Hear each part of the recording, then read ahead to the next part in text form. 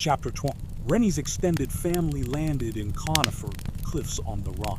In the first month, they worked together, hauling the building materials and fixtures, and finishing the construction of their new living quarters. Marta, who had already worked in a grocery store, learned more from Ted Nelson. Each Friday, Rennie drove Connell to the livestock auction in Brookston to buy lambs, milk cows, hogs, chickens, and turkeys, which Jim Scoville hauled home for them. Rennie hauled crates of chickens and turkeys on the bed of his Model T Ford truck. Before Cole moved the cows to Cold Creek, he drove 100 grass-fat calves to Otto Langford's place, where there was hay to feed them. Otto then delivered them to the slaughterhouse as needed. Ted continued driving the truck to Brookston, procuring groceries for stocking the store. There was a hungry market for everything the Kellys dealt in. Marta sold meat and groceries as fast as Ted and Rennie could haul them in. The locals appreciated the convenience of shopping locally. When Norm Bray and Wayne Fenton finished the duplex and upstairs apartment, Rennie kept them working on the 40-acre farm, building coops for chickens and turkeys, and a milking barn for the dairy herd. Each morning, Connell and Amel milked the cows, separated the milk from the cream, bottled both, and fed the livestock. Connell taught Amel every job at the slaughterhouse, from killing chickens, ducks, and turkeys to killing and quartering beef, lamb, and hogs. Carota, Emily, and Clarissa plucked and dressed the fowl. Amel lugged heavy milk cans up on the dock for Ted or Rennie to haul a mile to the store.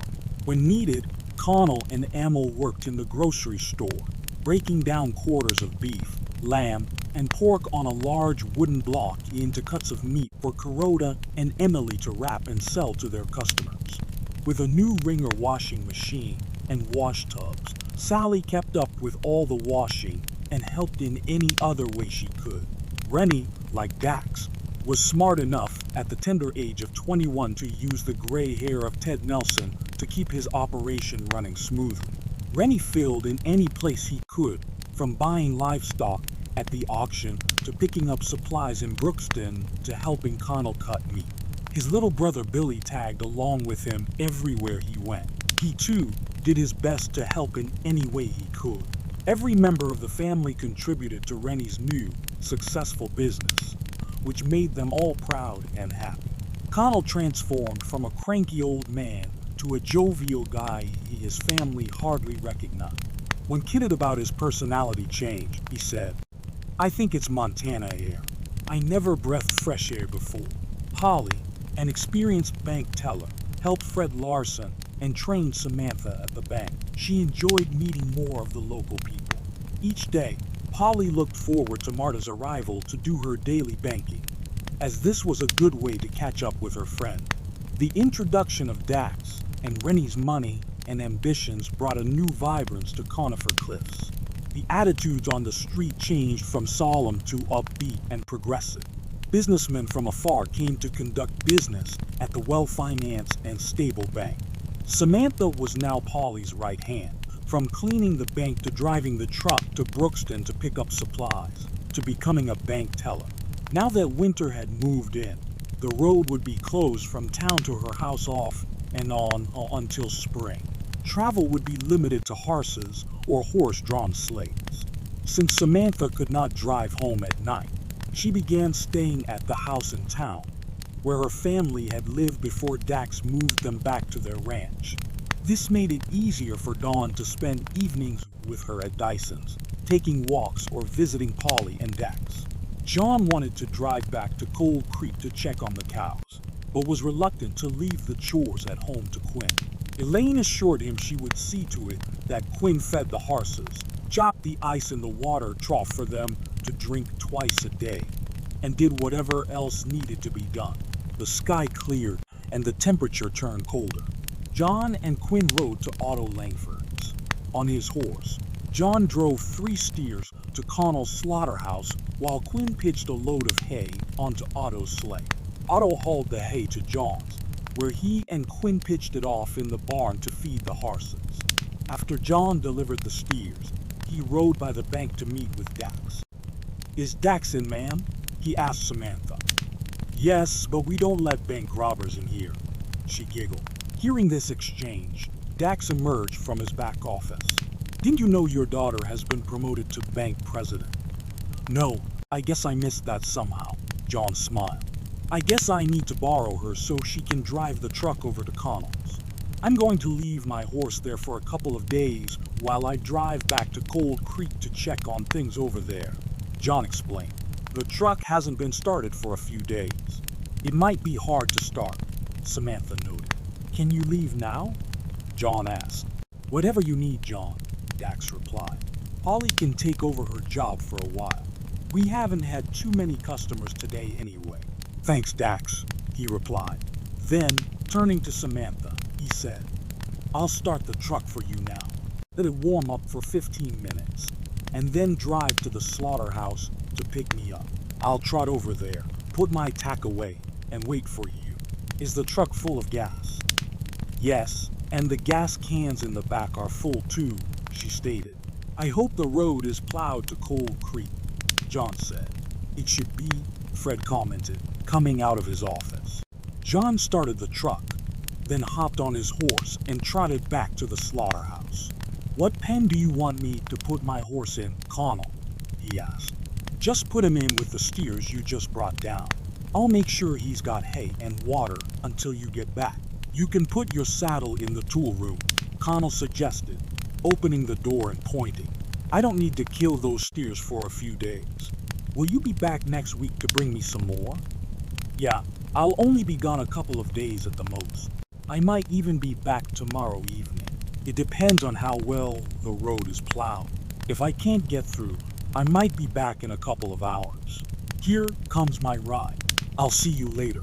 John got in the driver's seat, dropped Samantha off at the bank, and continued to Rennie's store. He picked up 10 50-pound sacks of rock salt. For the next hour, he chugged up the Clear River and then up Cold Creek. He pulled up to Amos's barn just as the team and sleigh drove in for their 6th load of hay. Hi, Dad, Colm hollered, wiping the sweat off his brow despite the cold weather. John raised his hand in acknowledgement. How are things going up here? He asked. Good, Dad. Everything is going well, Colm replied. Do you guys need more help, or is there anything else you need? John asked. I'm glad you left Colm here to help us. I think we have just the right amount of help for the work we are doing, Amos assured John. The cattle are getting salt hungry. We could use some salt. I brought 10 sacks, John said. That should keep us for a couple of weeks, Amos thought aloud. Back up to the side door, and we'll unload it. John turned the truck around and backed up to the door. Colm jumped onto the back of the truck and dragged each sack to the back of the bed, handing them down to Amos and Alton on the ground, who packed the sacks into the barn. I already gave them a couple of sacks I had, Amos said to John. We'll replace anything of yours you used to help us, John assured, husking the 10th sack up to the top of the pile with his one arm. How long do you think your hay up here will hold out? We should have enough to hold us until Christmas or New Year's, but I don't think Alton's hay will hold them until April when there will be grass, Amos said worriedly. Do you know of any more hay available close by? John asked. I'll keep my ears open, but right now, I can't think of any. Everybody I know only put up enough to meet their own needs. I don't know of anyone who has extra, Amos answered. You know of any, Alton? Not right offhand. When Dax asked me about that before, I thought it would be easy to find. But after asking around, I guess it's not as easy as I thought, Alton replied, grabbing his pitchfork to start loading the sleigh again. We can ask at the New Year's dance. Everybody will be there. You might look around down in your country too, Amos told John. Amos, Alton, and Colm loaded the sleigh while John leaned on the fence, observing the contented cows standing, chewing their cud. When the sleigh was loaded, John opened the gate and let the team pull through. He closed the gate and climbed up on the load to look over the herd while Colm pitched hay off one side and Alton pitched off the other. The cows are looking better. They were a little gaunt when I left the other day, John observed happily. Yeah, they hadn't had enough to eat for a couple of days, but we're getting them full every day now, Amos explained, zigzagging around the field where they hadn't yet fed. This is the 6th load today, and they are still following us and cleaning it up.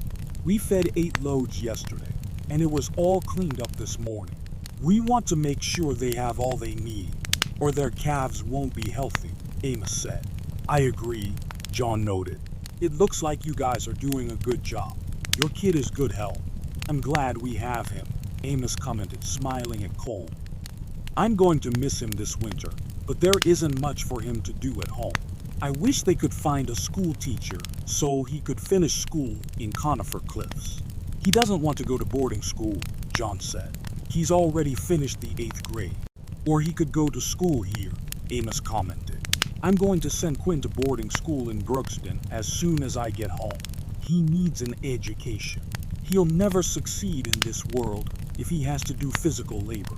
We've had some rough times, and we can't afford it yet. But Dax said he will help us with schooling for both Colm and Quinn if they want to go. The last few years have been pretty tough on everybody around here. The ones who left a couple of years ago were lucky to get out of here, Amos stated. My friends, Nick Starro and Hannafin Lucas, went to Oklahoma when the drought started here. They sent me letters saying they're doing well down there. When Dax bought out Trent Webster and Nate Davis, they relocated to be neighbors with Nick and Hannafin. It sounds like Oklahoma might be the place to go these days, John said.